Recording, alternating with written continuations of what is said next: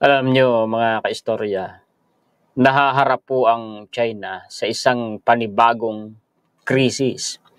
Although ang krisis po na ito ay attributed pa rin dun sa bagsak nilang ekonomiya. Ang problema dito mga kaistorya, panibagong dagok ito na susugod sa bansa nila. At actually, nagsisimula na po itong mangyari sa China. Buntot ito nung problema nilang yun mga kaistorya. At speaking of that crisis mga kaistorya, alam nyo bang 13 krisis ang sabay-sabay na nangyayari sa China? Kakaiba ito. Hindi lang siguro napapansin ng mga tao, pero kung i-aanalisa mo, malalaman mo At lahat ng 13 krisis na yan, mga kaistorya, diniscuss ko na Pinaliwanag ko na Ginawan ko na ng dedicated content each of those 13 crisis. Oo, hindi ko na isa-isa hindi ito yan mga kaistorya ha. Hindi ko na i-discuss pa kasi magiging boring na mga napanood na nung iba. Sa mga hindi pa po nakakapanood at sa bagong pasok lamang po sa aking YouTube channel, bisitahin lamang po ninyong lista ng mga live stream ko nandun yan isa-isa. Papasadahan ko lang, bibilangin natin sa daliri para mapansin ninyo mga kaistorya. Una, yung matitinding pagbaha sa China, dulot ng malalakas na pag-ulan. Pagkatapos, sa kabilang banda naman ng China, tagtuyot, di ho ba mga kaistorya? 2 na. Lindol, 3 na.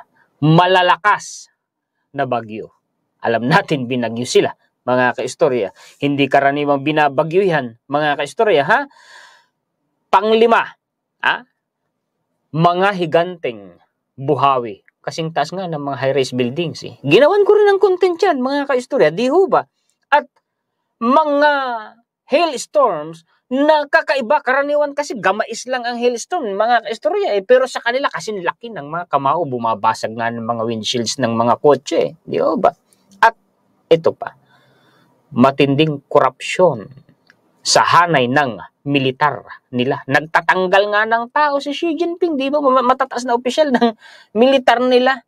Yung rocket nila hindi lumipad. Bakit hindi fuel ang laman nung hindi rocket, missile Hindi lumipad.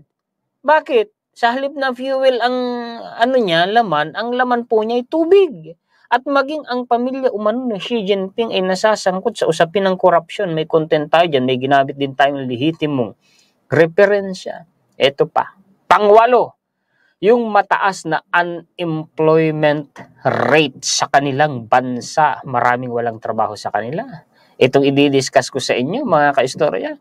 Nagdulot ito ng karagdagang tambak na kawalan ng trabaho sa China. At bukod pa ron yung kanila pong mga bagong graduate sa kolehiyo, hindi nila mabigyan ng patrabaho. At ito pa, yung mga buildings nilang nagsisipagtimbuang, bumabagsak bigla dahil po sa low quality. Yung mga tofu dregs or tofu buildings din nila na tinatawag. Ginawan ko rin yan ng content. At ito nga, yung pinakamalaking usapin sa China na bagsak na ekonomiya nila. Yan yung pang-10 mga kaistorya nasa pang-10 na tayo. Paano naging 13? Kuwan historiador, ito yung pang-13. Yung mga naglalakihang sunog sa kanila. Oo, mga high-rise buildings din po nasusunog sa kanila. At ito nga lang nakaraan na ginawan din natin ng content. Actually, high-rise building din ito. Pero mall. Mall as in shopping mall. Sunog. Kumakaway yung mga tao sa bintana habang nakakuan sila ng malakas na usok. Di ba? Ito pa. Pang-11 na yan, mga kaistorya. Yung demographic ng China. Yung low birth rate na sinasabing mas marami ang namamatay sa kanila kaysa sa ipinapanganak. Sa katapusan umano mga kaistorya ng siglo na ito,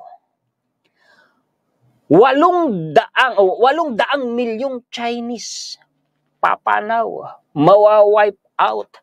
1.4 billion ang populasyon nila ngayon kung hindi ako nagkakamali. Sa katapusan ng siglong ito, mga kaistorya, humigit kumulang 600 milyon na lamang ang matitira sa kanilang populasyon. At ito ang pinakahuli, yung 13.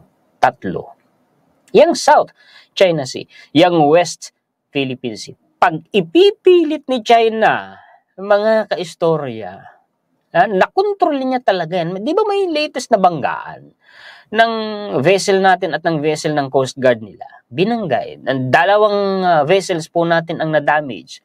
Ano po? Ipilit nila. Sige, yan na, malamang yan ang mangyayaring pinakahuling krisis na kasasangkutan nila na talagang tuluyan ng magpapabagsak sa kanila. Kukuyugin sila dyan ng napakaraming bansa sa buong mundo. Mahina ang China. Kunyari lang, mga kaistorya, malakas sila. Actually, yung kanila pong mga low quality din na military asset nila, yung mga fighter jets lang po nila namumroblema yung mga bansang nakabili sa kanila Oo, kaya nga po sila, mga kaistorya, ay tinatawag po na paper tiger lamang. Pakita nga ako sa inyo saglit ng referensya, si The Diplomat po ito Ayan anong sabi? Ayan di ba? Ginawan ko na yan ng content kaya hindi ko na yan i-discuss Oo, mga low quality. At ang sabi pa, kunyari lakas ito si China, malakas pero bagsak talaga yan sa loob ng bansa nila, mga kaistorya. Superpowers, slump daw po ang China. Kita nyo? Mga kaistorya. Tungkol sa ekonomiya nila, ang binabanggit po dyan, naniwala na kayo, yung mga lehitimo, ang mga referensya po natin Pinasadahan ko lang yan, mga dalawang na yan. Ito na. Pakishare po at pakilike, mga kaistorya. Po, bago tayo mag-umpisa. Pasakalye pa lang yun, nilinaw ko lang muna. Masaba naman masyadong pasakalye. Kailangan kasi para maintindihan na mabuti ng mga manonood. Ito talagang unang referensya ko mga kaistorya. Palakihin ko nga po, para mabasa din po ninyo. Ay, may mga pro-China ba dyan?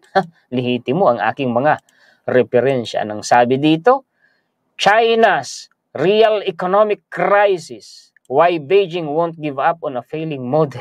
Dito pa lang, China, real economic. Talagang nasa crisis po sila Mga kaistorya, ito pa. Wait lang, bakit nagkaganito ba ito? Tanggalin ko nga muna ito.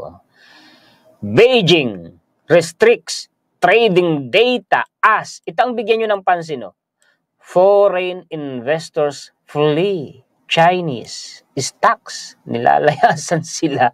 Foreign investors yan, mga kaistorya. Anong sabi? $12 billion lumalabas na sa China sa halip na pumapasok. Outflow po yan sa halip na inflow. Yung inflow kasi yung pera na pumapasok sa loob ng isang bansa Sa kanila baliktad, lumalabas ang pera sa kanila, nilalayasan sila. Literal ng mga foreign investors, dala yung pera nila. $12 billion lang naman. Financial Times po yan Mga kaistorya, naniwala na kayo. Ito pa. Ito yung nagdulot ng panibagong dagok sa kanila. Sa production nila, bagsak. Yung steel production, ang lalaki niya. Pinakamalaki nga pong steel production factory sa buong mundo yan sa China Gaano karami ang nawalan ng trabaho. Actually, sa sobrang pagkabagsak po niyan, buong mundo apektado po niyan. Siyempre, second largest economy si China at isa sila sa malaking nagsusupply ng bakal sa buong mundo. Pero tingnan nyo, bagsak po. Dagdag na dami ng mga walang trabaho. Tingnan ninyo, top steel maker Baowu warns Chinese producers face severe crisis. Tingnan ninyo ang termino malalang krisis. Ito pa. Blue Scope Steel warns a large volume of steel, tingnan ninyo, is leaving China and flooding markets in Australia and overseas. Lumilipat po sa Australia at sa iba pang bansa. Nilalayasan nga po, large volume daw po yan ng bakal, mga kaistorya. Kita nyo.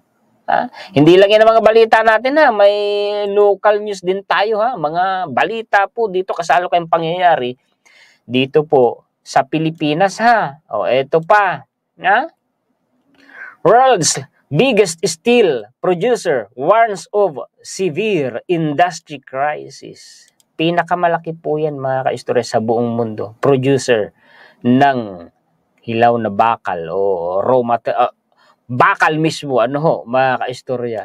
Nag-warning na po, nagbabala na ng malalang krisis sa industriya. Grabe no, yung mga terminong ginagamit, no? Imagine, buntot lang ito nung bagsak nilang ekonomiya. Imagine, 13 krisis yan.